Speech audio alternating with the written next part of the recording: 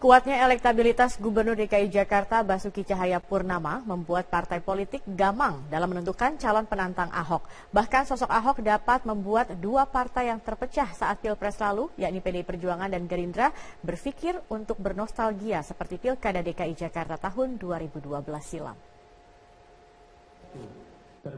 Gubernur DKI Jakarta Basuki Cahayapurnama alias Ahok terlihat berseri saat dirinya menerima penghargaan dari pemerintah di Istana Negara hari ini.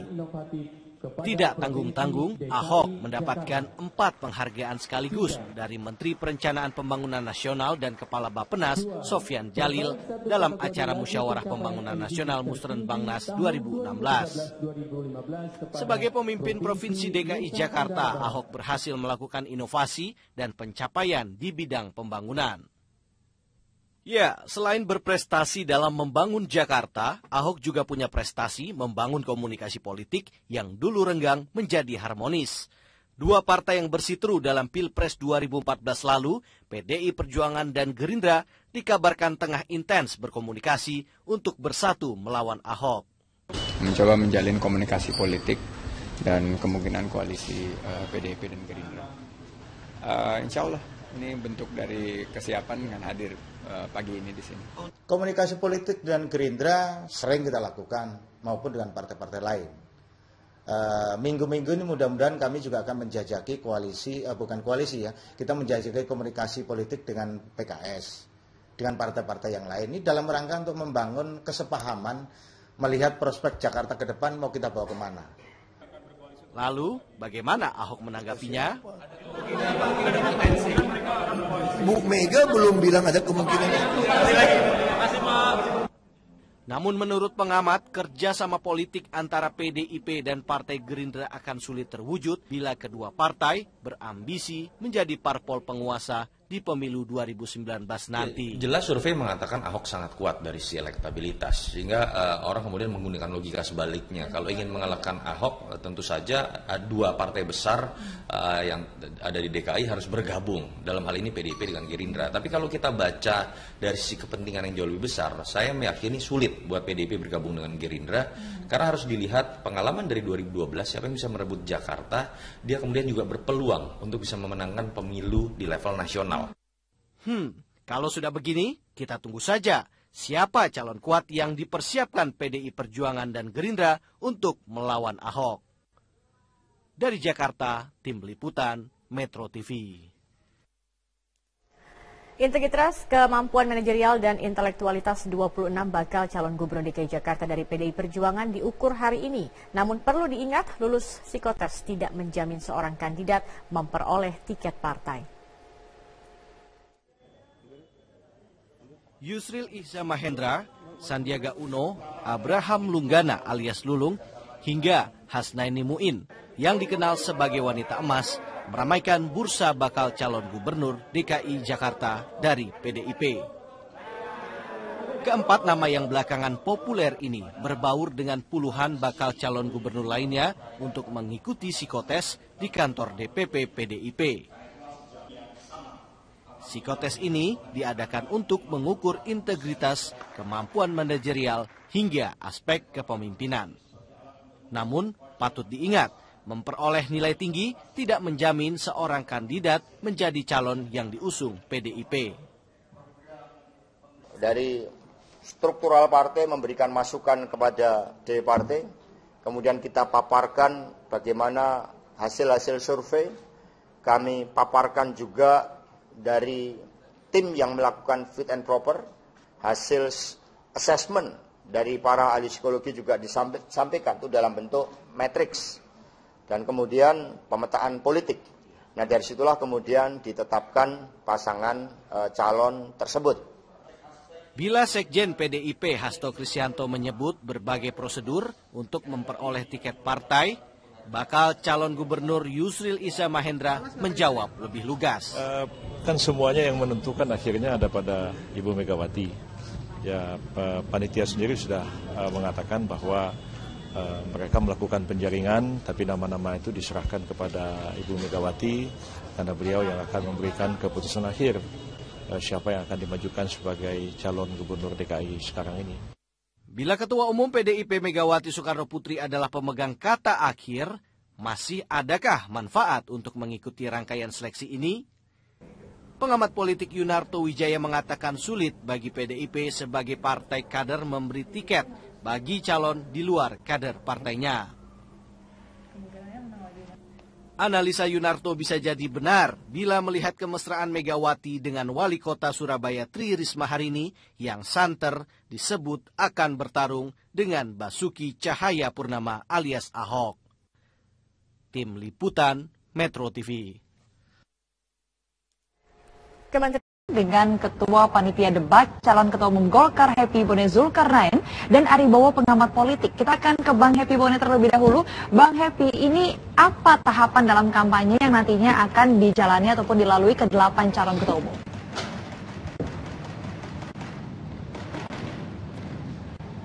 Ya, memang ini debat ini sebetulnya puncak dari kampanye ya, kampanye dari 8 calon tersebut.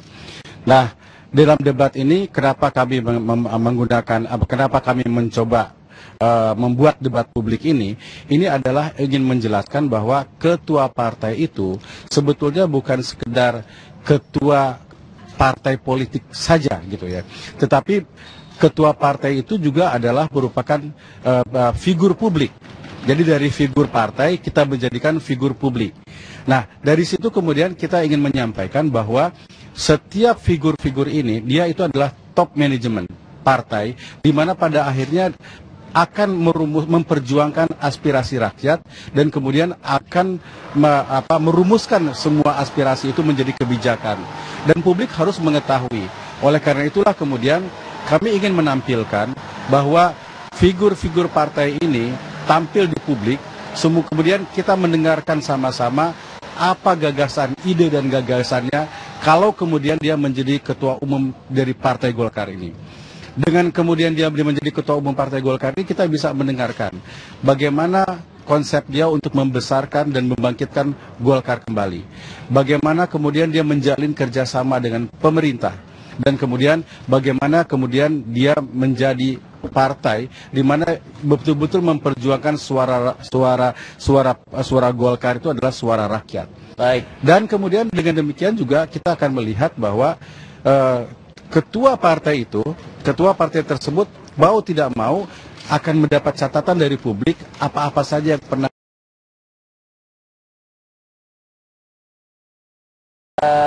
agar debat ini tidak hanya sekedar penyampaian visi dan misi saja begitu.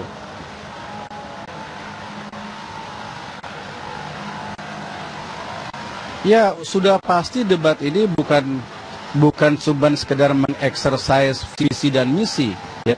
Tetapi juga debat ini juga akan memberikan satu penilaian kepada kader-kader, juga kepada publik tentang siapa ketua umum yang akan ditampilkan ini sebenarnya.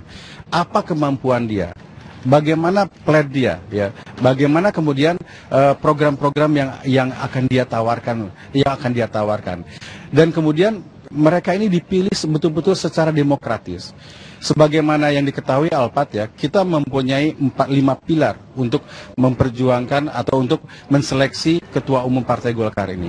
Pertama adalah harus konstitusional, yang kedua itu ada rekonsiliatif, yang ketiga itu terbuka, ya, dan kemudian yang keempat itu bersih, ya, dan kemudian berkeadilan.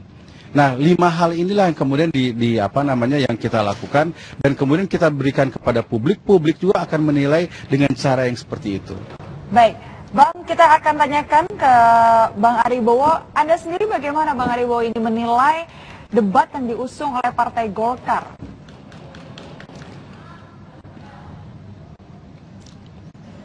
Ya, yang pertama ini menarik. Jadi mungkin di antara partai-partai yang lain pemilihan ketua umum partai ini dengan debat terbuka semacam ini sebuah langkah maju.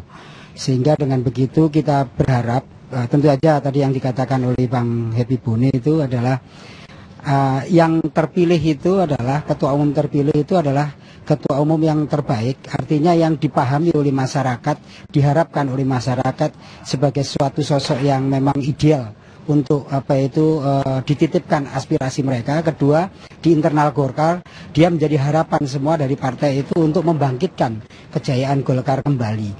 Hanya saja seringkali ini kan persoalan pemilihan internal partai dan beda dengan misalnya voting behavior terbuka dari masyarakat. Nah, itu kadang-kadang ketua umum ini dipilih bukan hanya karena kemampuan, misalnya membuat sebuah program 5 tahun akan datang, misalnya 10 tahun akan datang, kemudian sampai jangka panjang 15-20 tahun akan datang. Kadang-kadang ada orang yang sangat cerdas, orang yang sangat pintar, orang yang sangat sistematis membuat perencanaan semacam itu, tetapi dipersepsikan berbeda-beda dengan pemilik Golkar yang di daerah. Jadi kadang-kadang bisa saja orang-orang yang akan menang dalam debat tetapi tidak terpilih menjadi ketua umum karena itu semua kewenangannya pada suara-suara di daerah. Jadi karena itu pertama bergantung dari bagaimana kemampuan kandidat itu menyatukan antara pikiran-pikiran dia yang cerdas, lalu kemudian program-program yang dia yang cerdas, lalu visi untuk mengembangkan, membangkitkan kekuatan Golkar kembali di hadapan seluruh pemilih yang di daerah. Jika itu berkesesuaian dan itu menjadi bagian penting dari persepsi dari orang-orang di daerah, mungkin bisa menang. Yang kedua juga saya lihat di dalam tradisi Golkar itu tidak hanya kecerdasan aja, tetapi juga bagaimana kemampuan mereka mengelola pikiran-pikiran yang di daerah, lalu komunikasi di daerah. Apakah yang banyak orang mengatakan itu dulu, sekarang ini kan kelihatannya mau mencoba untuk dibatasi dengan ada basis material.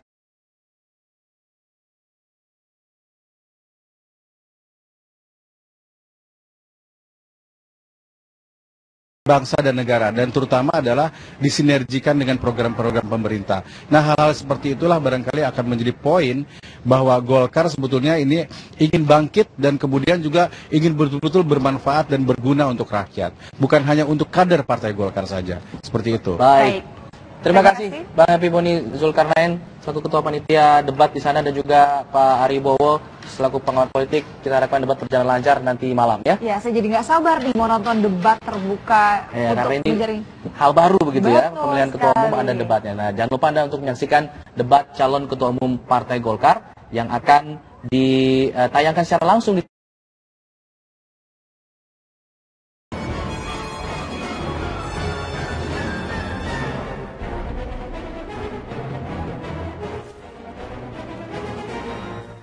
Kuatnya elektabilitas Gubernur DKI Jakarta Basuki Cahayapurnama membuat partai politik gamang dalam menentukan calon penantang Ahok. Bahkan sosok Ahok dapat membuat dua partai yang terpecah saat Pilpres lalu, yakni PDI Perjuangan dan Gerindra, berpikir untuk bernostalgia seperti Pilkada DKI Jakarta tahun 2012 silam. Gubernur DKI Jakarta Basuki Cahayapurnama alias Ahok terlihat berseri saat dirinya menerima penghargaan dari pemerintah di Istana Negara hari ini. Tidak tanggung-tanggung, Ahok mendapatkan 4 penghargaan sekaligus dari Menteri Perencanaan Pembangunan Nasional dan Kepala Bappenas Sofyan Jalil dalam acara Musyawarah Pembangunan Nasional Musrenbangnas 2016. Sebagai pemimpin Provinsi DKI Jakarta, Ahok berhasil melakukan inovasi dan pencapaian di bidang pembangunan. Ya, selain berprestasi dalam membangun Jakarta, Ahok juga punya prestasi membangun komunikasi politik yang dulu renggang menjadi harmonis. Dua partai yang bersiteru dalam Pilpres 2014 lalu, PDI Perjuangan dan Gerindra, dikabarkan tengah intens berkomunikasi untuk bersatu melawan Ahok. Mencoba menjalin komunikasi politik dan kemungkinan koalisi PDIP dan Gerindra. Insya Allah ini bentuk dari kesiapan dengan hadir pagi ini di sini. Komunikasi politik dengan Gerindra sering kita lakukan maupun dengan partai-partai lain. Minggu-minggu ini mudah-mudahan kami juga akan menjajaki koalisi, bukan koalisi ya, kita menjajaki komunikasi politik dengan PKS, dengan partai-partai yang lain. Ini dalam rangka untuk membangun kesepahaman, melihat prospek Jakarta ke depan mau kita bawa kemana. Lalu, bagaimana Ahok menanggapinya? Bukan sekedar mengeksersis visi dan misi, ya. Tetapi juga debat ini juga akan memberikan satu penilaian kepada kader-kader, juga kepada publik tentang siapa ketua umum yang akan ditampilkan ini sebenarnya. Apa kemampuan dia? Bagaimana plan dia, ya? Bagaimana kemudian program-program yang akan dia tawarkan, dan kemudian mereka ini dipilih betul-betul secara demokratis. Sebagaimana yang diketahui Alpat, ya, kita mempunyai 4-5 pilar untuk memperjuangkan atau untuk menseleksi ketua umum Partai Golkar ini. Pertama adalah harus konstitusional, yang kedua itu ada rekonsiliatif, yang ketiga itu terbuka, ya, dan kemudian yang keempat itu bersih, ya, dan kemudian berkeadilan. Nah, 5 hal inilah yang kemudian yang kita lakukan, dan kemudian kita berikan kepada publik. Publik juga akan menilai dengan cara yang seperti itu. Baik, Bang, kita akan tanyakan ke Bang Aribowo. Anda sendiri bagaimana, Bang Aribowo, ini menilai debat yang diusung oleh Partai Golkar?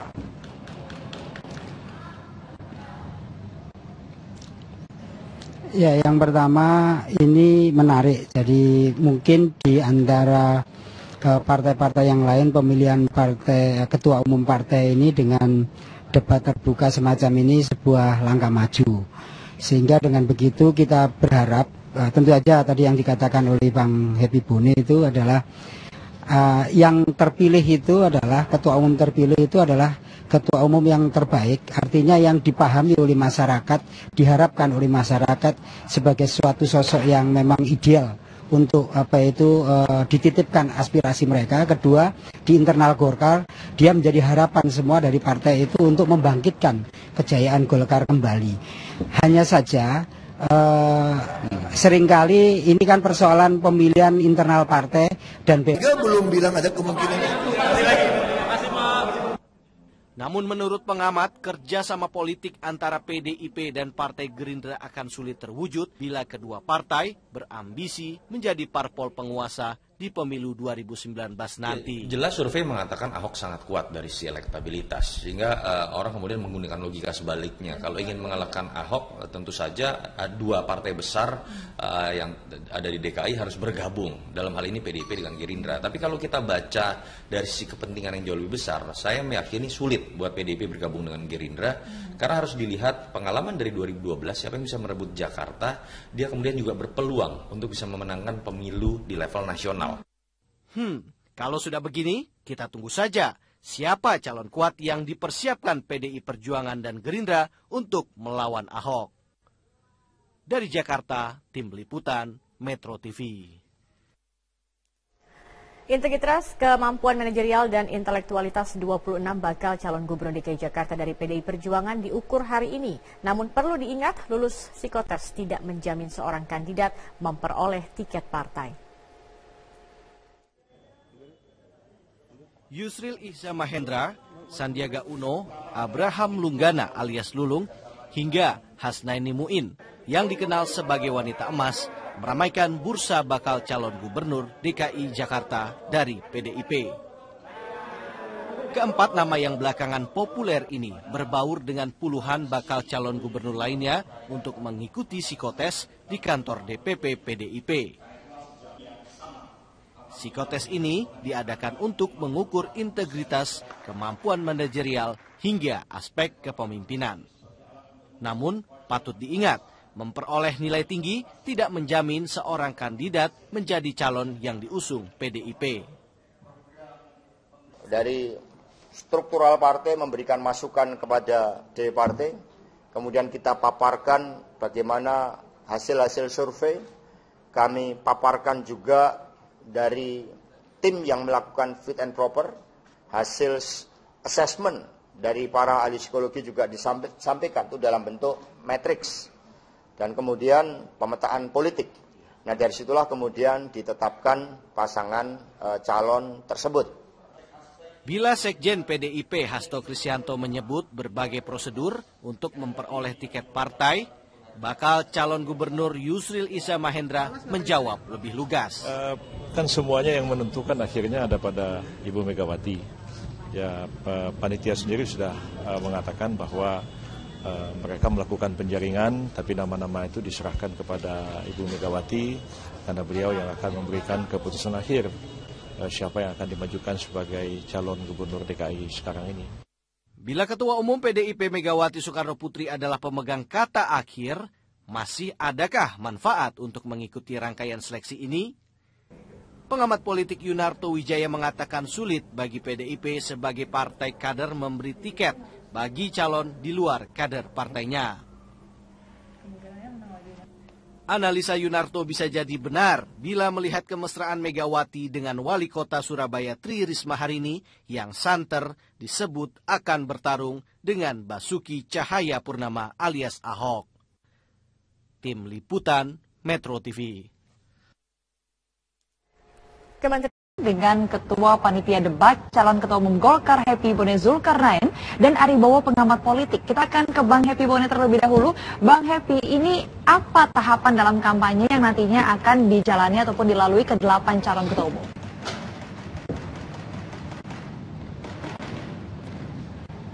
Ya, memang ini debat ini sebetulnya puncak dari kampanye ya, kampanye dari 8 calon tersebut.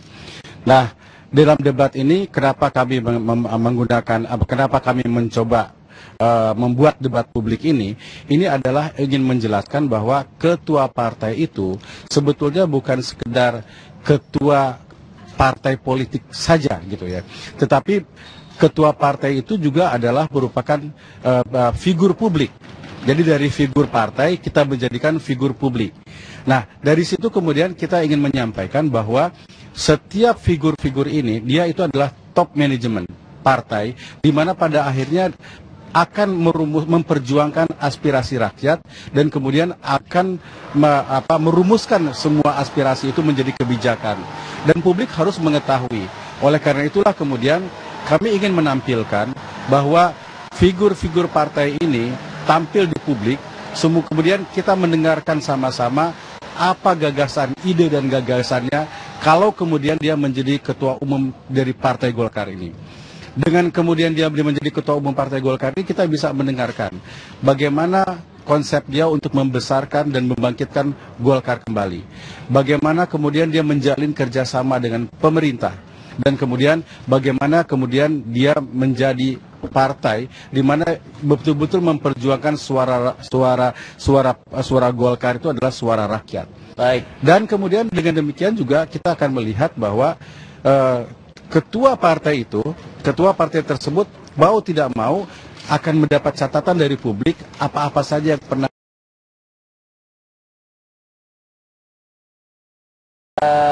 agar debat ini tidak hanya sekedar penyampaian visi dan misi saja begitu.